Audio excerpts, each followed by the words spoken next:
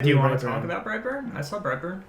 Yeah, I haven't seen it. Yeah, you guys can review Brightburn. Can you? Well, yeah, this isn't probably good on the show. I somehow missed like the first minute or two of the movie, but I did see Brightburn. I saw it in Dolby at AMC. Okay. I saw it as sort of a loose double feature with Booksmart playing before it. Which, oh shit! I watched Booksmart. Yeah, and yeah, I got opinions on Booksmart that like I don't want to talk about on the podcast because overall I think it's really good. We'll talk about but there's. Fuck it, I'll say it. Well, no, you guys talk about Brightburn first. Okay, yeah. Brightburn I thought was okay. Yeah, I thought it was okay. We loved the trailer. I thought the trailer looked awesome, and then the movie itself. I don't fuck itself. with trailers. Yeah, no. I went in with really low expectations and was like, this was sort of what I expected, but it had a fast enough pace to it. I'll just say this, especially maybe. Well, I don't know. I'd have to watch it myself and see if I would still say that, but. To me, the trailer was better than the movie. Yeah, see, I didn't see the trailer. I just knew. And, like, yeah, I thought it was really disposable. I appreciated how graphic it was at times. Mm-hmm. Like, that was cool. I feel like it has potential. And so it bums me out that the execution was so poor. Yeah, it felt like... Yeah, it's definitely, like, a smaller scale thing, too. Mm-hmm. Yeah, you definitely... It just felt... I don't know. It felt very kind of thrown together. It felt like they wanted it to be bigger than it was. Like, Rick, I know you and Mike and I loved the trailer for that. And that was my takeaway from the movie was that the trailer far exceeded the movie. Like, the trailer, it was a better trailer than it was a movie. Like, that's, like, I say it every time I'm on here. Like, the only time I watch trailers now is when I'm, like, on your show. Mm-hmm. And I like to go into stuff just because I see everything anyway. Just with no expectation. But, yeah. If anything, all I really do for the most part is I'll usually check the initial trailer for something, mm-hmm. and then if it's something I really want to see, like, I just stop entirely. Smart move. Yeah. But, yeah.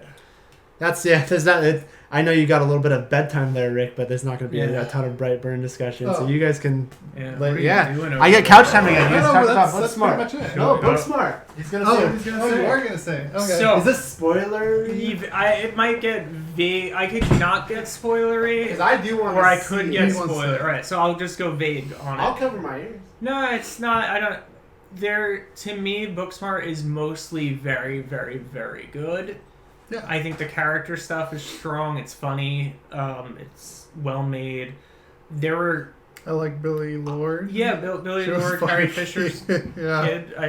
But I think the last act is weak. And I also think it goes to a lot of places where it ungrounds the whole movie. Like... I know what you're talking about. Yeah. Yeah, and there's a thing that pops up, say... early-ish, mid-ish in the movie, and then they make a connection to it near the end that gets, and it's just like such a cop-out for a movie that otherwise is so honest and funny, and it just has this like it makes like in Superbad, it makes the cop stuff seem realistic in comparison. You get what I'm saying? Really? I wouldn't go that far. I would go that. Like, I really was let down by... mostly because the rest of the movie I thought was so good. And then also, there was another... How did you feel about a certain sequence towards the middle of the movie? A relatively brief sequence where it wasn't... For a lack of... I don't want to spoil what it is at all. But for a lack of a better term, it changes aesthetically big time for this sequence. It's party... Are you talking about the lift? No. Like when they're at the sort of the theater kids party. You know what I'm talking about? Where it becomes. I didn't find that to be very funny, and I was like, I didn't really think much of it. Yeah, I was just like, why are they spending time and money on this little? It's a little thing. Anyway, that's it wasn't that big of a scene, but at the same time, I can understand how they got there because of the ride that they got. Yeah, no, I'm not even talking about. Anyway, we'll talk about that off air because I don't want to spoil it. But it involves some stuff. So, but anyway, I do think Booksmart's really good and worth your time. And to me, the last act, it goes to some places where I'm just like, oh, come on, this was like so close to being a movie I wanted to tell everyone to see, and now I'm like, yeah, see it.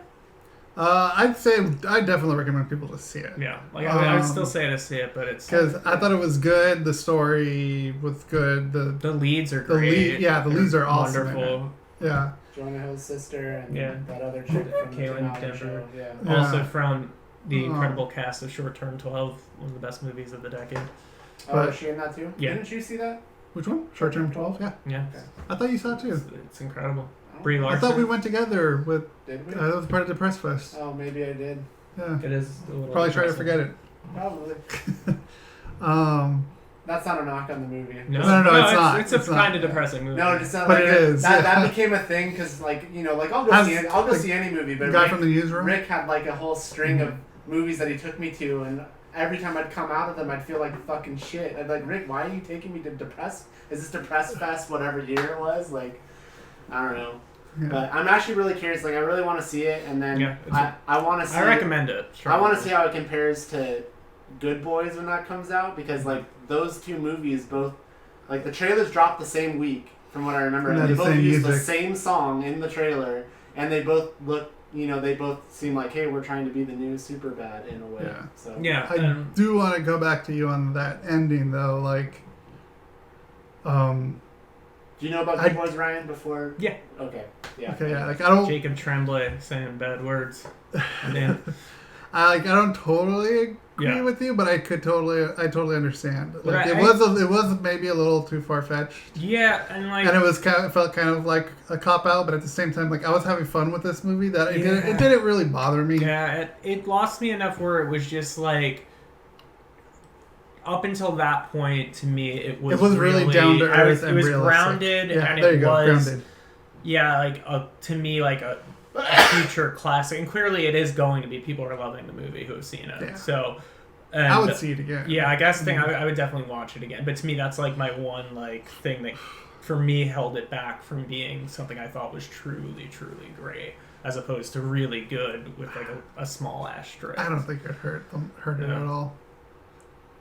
And I think the comparison to Superbad is not even on the same level. Yeah, well, I think there's just a lot of surface similarities to Friends, End of High School. Except for for that I can understand. Yeah, you know, the big party night at the end of the year. Really? So there's a lot of just very on the surface similarities, but other than that, it kind of felt more Can't Hardly Wait to me though. Oh, because I mean, we both said after just seeing the trailer, we're both like, oh, this feels like Girl Superbad. But I and the same thing about Good Boys, similar. Yeah, it's structure it being like a one night movie too. Like there's a lot of similarities, but as far as in character and tone and everything, it's different. But like I guess you could say structurally and arguably even really plot wise, it's similar. But I think it's a more a grounded different version of it. Like it's a bit. I feel like you can make an argument that Superbad has Can't Hardly Wait vibes though too. You keep talking like that's so different. I mean, Can't Hardly Wait is all about this guy wanting to profess his love to Jennifer Love Hewitt and all this stuff, and it's raunchier. But Michael Cera and Jonah Hill are just trying to get fucking laid. School's over. I guess that is.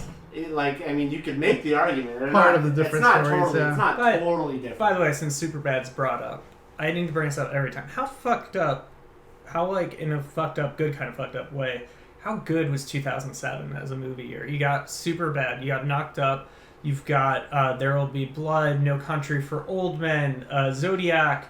It's like an endless. If you could pull up a list of like 20 to 30 truly amazing movies of all. I don't know. Those were all in the same year. Yeah, it was all the same year. Because in 2007 there was still some originality coming out of Hollywood. Well, it wasn't remake.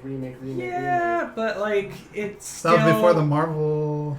But like all those movies. The thing is, it's not just that they're original, but it was like an exceptionally strong year, and it was just like it was interesting because it's like so many of the movies are different. But I think that's probably my favorite movie year, definitely in my lifetime.